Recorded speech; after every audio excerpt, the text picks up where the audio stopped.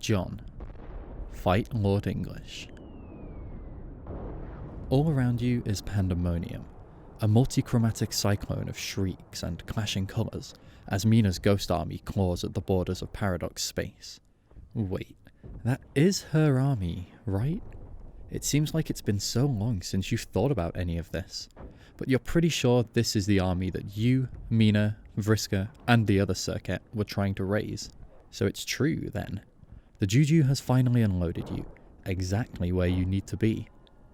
Every screaming body pitches down and goes white the closer it gets to the black hole above you, and below, front and centre, is Lord English himself, the big deal version, pimped up, hulked out, and throwing a huge universe-ending tantrum. Unlike his younger form, his eyes aren't flickering wildly. They're locked in place, an 8-ball in each socket.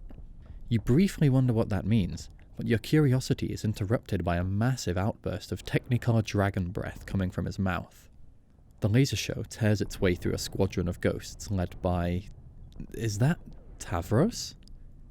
Seems like an awful choice to lead an army, but what do you know? Wasn't Vriska supposed to be leading the charge? Where is she, anyway? Listen. You don't have time to dwell on Vriska. She's probably somewhere around here, biding her time, waiting to execute her masterstroke and finish English off at just the right moment, like the cunning bitch she is. No, you can't think about that now. You're becoming enraptured by the sound surrounding you. Not a sound, a sensation. A subharmonic symphony that you can only hear in your bones. This is it. The end of Paradox Space. The thing you saw in your anime dreams. A hard lump of air travels down your throat, but you... Don't hesitate! Behind you, the Juju disappears, sucked out of reality with a pop. You move your arms in a dumb little motion, sort of like jazz hands, and summon up a wisp of wind to keep your cracked glasses in place. You then pull one of your sickest hammers out of your strife deck. Your teen friends follow suit. You cast a glance back over your shoulder at them. They all look pretty cool. Rose knitting light around her with the quills of Echidna, Dave with his sword, Kaladvuk at the ready, trailing time distortions behind him that look, if you don't squint, a lot like JPEG artifacts. Jade's got her favourite gun cocked and ready, with her ears perked up. Let's do this! We have to do it exactly like we discussed. First... But Rose doesn't get to finish what she was trying to say. Lord English's mouth roars open, and a wave of energy blasts through your crew. Rose is the only one caught in it. She dissolves in slow motion. You can see the outline of her body in shadow, one arm thrown up over her eyes, shoulders pulled up defensively, cape billowing out behind her. She leaves an afterimage of shimmering light in her wake, and then dissipates, drifting apart like a handful of salt tossed out to sea. You can almost hear the cosmic clock counting down. Tick-tock, and a chime to accompany her fate. Heroic. Rose! No! Jade doesn't wait to fire. Space splinters open around her so loudly it drowns out the fire from her rifle. Lord English raises one of his giant fuck-off hands to deflect her anomaly-powered bullets, giving Dave an opportunity to attack. Dave raises his legendary blade and aims for the impressively beefy torso. It should be a sure hit, like slashing the side of an unusually broad green barn, but he whiffs completely. It's a wonder how such a big man can move so fast. Jade inspects her rifle and tosses it aside. What is she doing? With all the powers of a Witch of Space at her command, combined with the infinite abilities of a First Guardian, she's still messing around with basic firearms? She makes two tight fists and strikes a pose befitting of a warrior about to power the fuck up. She focuses and strains. A doggy snarl rips its way through her clenched teeth. A hazy aura envelops her, and space buckles and lenses about her form. And then... nothing. No crackle of electricity. No licks of chartreuse flames. She searches within, realizes her power source is completely unavailable to her. Then she looks up, and it dawns on her. That thing in the sky, the hungry black orb gobbling up everything in sight. That's where the green sun used to be. It's been swallowed completely by a black hole. The realization is horrifying. She feels suddenly, absolutely helpless. Jade opens her mouth to scream for help, but she's cut off. A razor-sharp fragment of reality slams into her back. It skewers her, exiting right through the center of the space symbol on her hoodie. She chokes and goes limp, encircled by a halo of her own blood. Get in there! You're barely a minute into the battle, and both your tactician and your most powerful player are down. You summon a windstorm to momentarily keep Lord English preoccupied, and try to grab your sister's wrist. Instead, you catch her by the hem of her skirt. Lord English struggles to emerge from the wind prison you just whipped up. You can see one of his arms flailing just outside the circumference of your storm. Tavros has pulled himself to his feet, and, recognizing English's temporary state of vulnerability, directs the ghosts on his side to attack. No one is paying attention to him. Jade is floating away from you. You're having a hard time maintaining your whirlwind, your glasses, your hammer, and your grip on her. Lord English's head has emerged from the apex of your storm. He looks directly at you, and his mighty jaw creaks open slowly, well beyond the reasonable capacity of any mortal mandible hinge. You stare directly down the dark barrel of his throat, which readies another terrible laser shot. There's not much time to react. Make a decision. You let Jade go. She floats in literal slow motion, buoyed by the billows of her skirt. You summon a gust of wind and push her farther away from the battle. You're hit by a blowback from the current, and a line of her blood splashes across your face. But releasing her has created enough separation, just as you hoped. The laser breath passes between you, narrowly missing you both. You reel back like you've just been punched. Your control over the storm goes haywire for a second, long enough for Lord English to free his gaudy gold peg leg from it, and, more catastrophically, for you to drop your already broken glasses. You whirl around and swing your hammer to bop his horrible, deadly skull back into your storm. You can't really see what's going on, but you hear a gigantic crunch, and then another, and another. It sounds like a cereal commercial is playing outside the periphery of your vision. Dave! What? Is Lord English eating my hammer? Yeah, dude, he totally is. What the fuck? It's a true outrage. This isn't going to work, waging battle without your glasses. Lord English has just eaten one of your sickest hammers due to your blind folly. You take a deep breath and dive down, right into the sea of ghosts. You land clumsily, palms first, and do an accidental handspring right into a bunch of alternate timeline trolls that you don't recognize. Hey guys, anyone see a pair of glasses down here? It's pretty important. Everybody shrugs. This gaggle of lost souls collectively personifies uselessness. It is inconceivable to you that a single one of them will survive this battle. Perhaps it's for the best. Behind you, the wind barrier tears open. Lord English explodes from his confinement and swings his peg leg through the army. Ghosts scatter like bowling pins, many flying into the cracks in space. Before the leg hits you, a troll leaps into action and blocks the blow. Her trident makes a satisfying ring off the round of the peg and sends it skidding backwards. Whoa! That was a close one. Shell of a time to finally show up. Sorry, we were kind of busy. Bit of a weird question, but have you seen a pair of glasses down here? Are these what you're looking for? Tavros appears behind you and hands over your glasses, still in two pieces. You return them to your face so you can take a quick assessment of the battlefield. Take a quick assessment of the battlefield. Oh boy. Lord English, now free from your wind trap, is stomping around, throwing an even bigger shit fit than before. The black hole above him is getting bigger. You can see the ghosts at the edge of the battlefield tumbling through space toward it, distorted, screaming, and helpless. Also, Tavros, suddenly, is leading an admirable charge of about 6 ghosts to attack Lord English's flesh foot. You wince, because you see what's coming before it happens. It's a shame, because you didn't have the chance to thank him for finding your glasses. English raises his knee and stomps 3 ghosts into oblivion. The other 4, Tavros included, get vaporized in a beam. The ghost army seems to be thinning out pretty badly now. Most of the ones remaining are either fleeing or getting sucked into the hole. You whip out another hammer. A classic this time, the wrinkle fucker. Its boinging pair of irons are hot, hissing, and ready for action. You use the wind to propel yourself back toward the fray. Dave is slicing paper cuts into English's torso with glancing nicks from his blade, but the monster is spry as ever, making him a difficult target.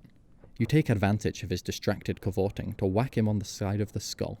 Your hammer connects with a satisfying crunch, and he stumbles back, but recovers and lunges forward in a motion so quick you can barely follow it. English grabs the wrinkle fucker with his mouth. You hold on tight, but he starts shaking his head rapidly, the way a dog with a rabbit tries to break its neck. He chomps down hard and shatters the hammer's head, gobbling down the broken pieces. You watch incredulously as the giant dude eats yet another one of your favorite hammers. Unbelievable. He lunges for the handle in a ridiculously greedy attempt to finish what's left of your weapon. You recoil, careening out toward the black hole, but manage to stabilize yourself. You look at the hand of your tragically masticated wrinkle fucker, shrug, and toss it into the hole. Glancing back down toward your foe, you notice Mina still appears to be hanging on, clinging to his left suspender. Yo, hold on! Going in for the krill. Dave takes a step back to provide some space for whatever killer move she's got up her sleeve. She raises her trident and jams it in the back of Lord English's neck. He reacts as if he's been stung by a bee. He howls and rears up, throwing Mina off his back with a force that sends her hurtling out into space. You can't track her into the void with your eyes. She's flying so far and so fast. You can only assume the worst. Glancing back down, you see English hasn't wasted any time after ridding himself of the irksome heiress. He has Dave pinned under his big green foot and is applying pressure. You've got to act fast. You flip out another hammer, you don't care which one, and send it flying toward the monster's face. English quickly whips his head in the direction of the sailing hammer and swallows it whole. You rush after it, reaching for another hammer without thinking. The brief distraction, aside from providing English with another tasty hammer snack, seems to have bought Dave just enough wiggle room to slip out from under the foot, raise his composure, and draw his sword. John, I need a little... Dave ducks a wide blow from English's swinging fist. He backs up nervously, holding his sword out in front of him with two shaking hands. Anything? I need a little anything right now. Literally any stupid fucking thing you can do. I'm on it. You pop your strife deck open and just spam the hell out of your remaining hammers. A few excellent hammers that cost you a fortune to make, and a bunch of shitty hammers you made as a joke, and everything in between. With another flick of your wrist, you spin them around so fast they form a perfectly impenetrable barrier of pure shitty hammer. Okay, the barrier's probably not the slightest bit impenetrable, but you've got to psych yourself up for this next attack somehow.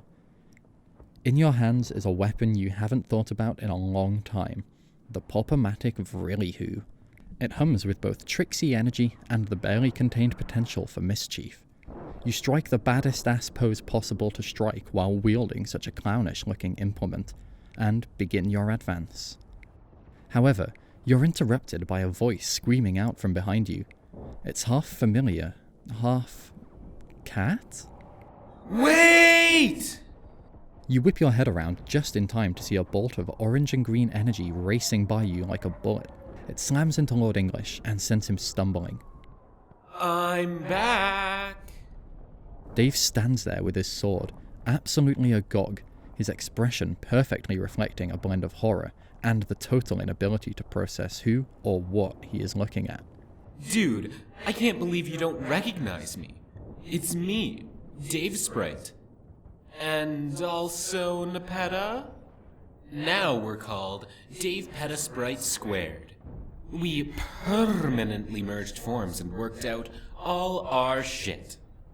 Oh, well that sounds fucked up, but okay. Dave Peta spreads their wings, sending waves of warm light through the battlefield. The light feels comforting, somehow, when it hits you. Behind them, Lord English is struggling to his feet again, roaring as he rolls from one side to the other like a kicked-over turtle. His muscles are so huge it's hard for him to maneuver. It would be hilarious, if only all of reality weren't tearing apart at the seams around you. The sky shivers and shakes, raining needles of breached matter that burst and shatter at all angles, opening new voids where they land. Above the bedlam, Dave Peta is finishing up an inspiring speech. You realize you tuned most of it out due to the surrounding chaos. I know it looks awful right now, but we can do it. In fact, we are literally the only ones who can do it. After all, it is our destiny. Well, that last bit was pretty good, you guess? At least you caught the end, which was presumably the most important and uplifting part. Silently says all that needs to be said right now. Dave Petter is right. You three are the only ones left, and there's no room for failure. Final round. The last leg of the fight proceeds like a well-oiled machine. Perhaps a well-oiled machine careening down a steep hill toward the edge of a cliff, but well-oiled nonetheless. You, Dave, and Dave Petter. Now that's what you call a team. And not just because, upon examining your surroundings, you three appear to be the last 3 living or dead beings left in existence, but damn it, you'll take it. You turn your hammers into an efficient spiral, a carousel of ass-kicking, and direct its fury right at Lord English's face. The butts of the hammers hit him over and over again, like racking up points in a slot machine. Dave manages to carve a red line up Lord English's side, drawing real blood this time. The slash snaps one of his suspenders in half, and must sever something else too, because the sword makes a gristly, meaty squelch when he pulls it out. Dave turns a half-second too late to avoid getting sprayed by the wound.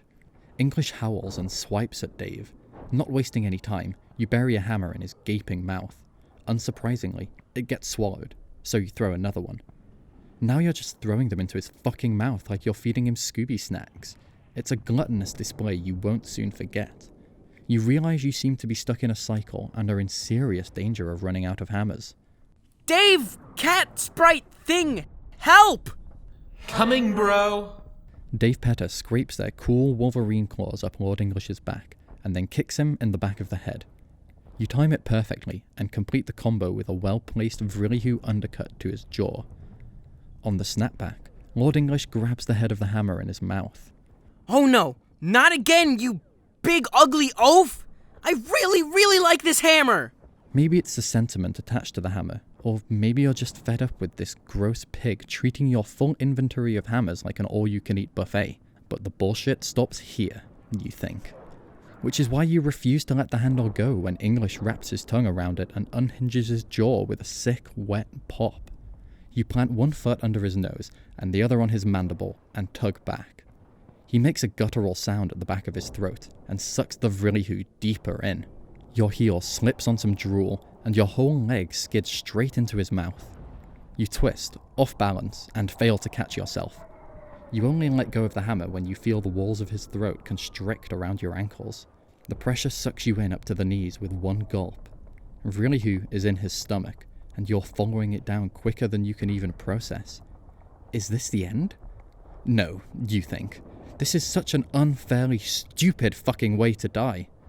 John! Dave Petter flashes behind you and hooks their arms under your shoulders. They yank you out, clearing your head from the monster's maw at least. But English rehinges his jaw and clamps down on your chest. Hard. Dave Petter reacts quickly, shoving their claws between his molars. You can hear them growling as they slowly twist their arm to pry the massive jaw open. You're not dead yet, but Lord English definitely got a big, sharp tooth in you. Your vision reels and goes blurry, then patchy, then dark, then... Don't fucking die.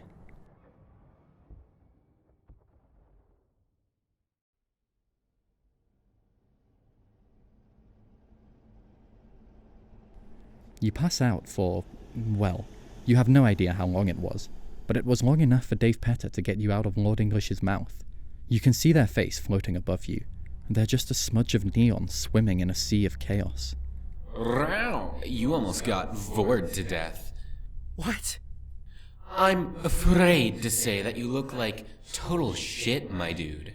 You should stay here while we wind this bitch down. Pro meows me you won't move.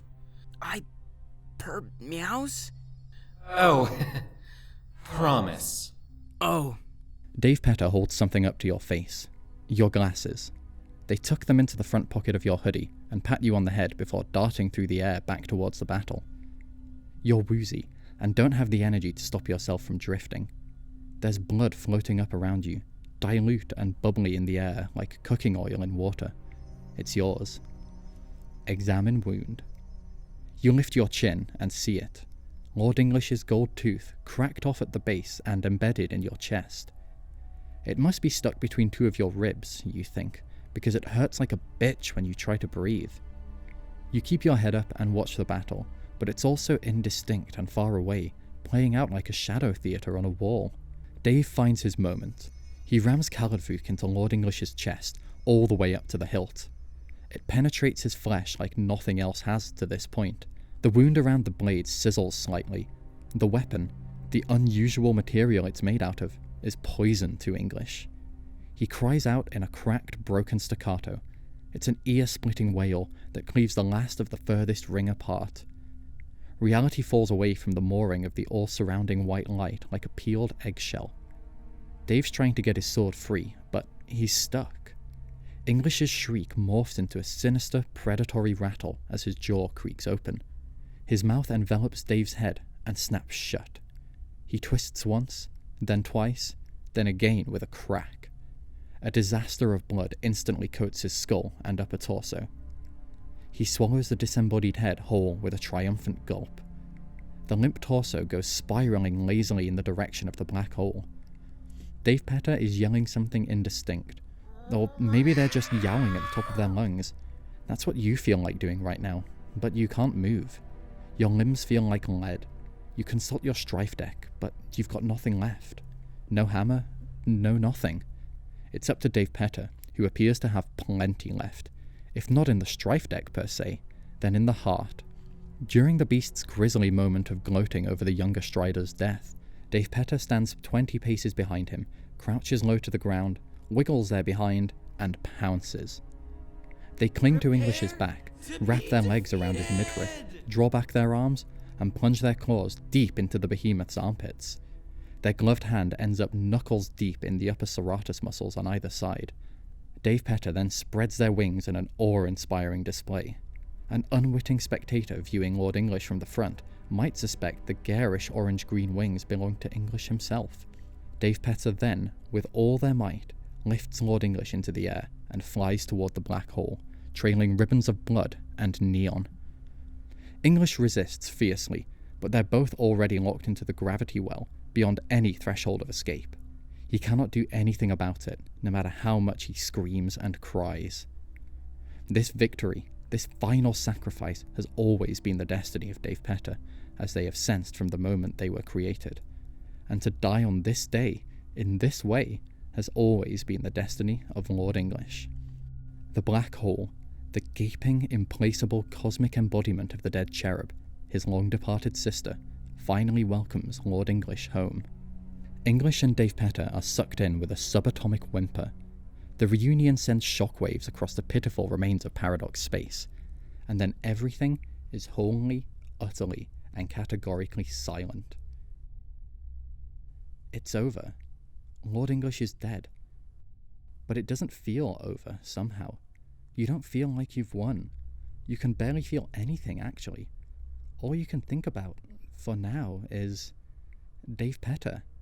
How they were so unfettered and brave. How they sacrificed themselves by flying right into the black hole, like a piece of fucking garbage, you can almost hear Dave saying. May God rest his soul. You collapse against whatever is passing for the floor at this moment of utterly null-corporeal conditions surrounding you. It doesn't feel possible. You're not sure you can even trust your perception well enough to believe it. But it seems to be over. You've convinced yourself of this truth well enough to allow yourself to exhale. Enough to allow yourself to suddenly acknowledge the agony coursing through your body, emanating from the gold tooth lodged in your chest. Enough to allow yourself to succumb to the overwhelming urge to sleep. Close your eyes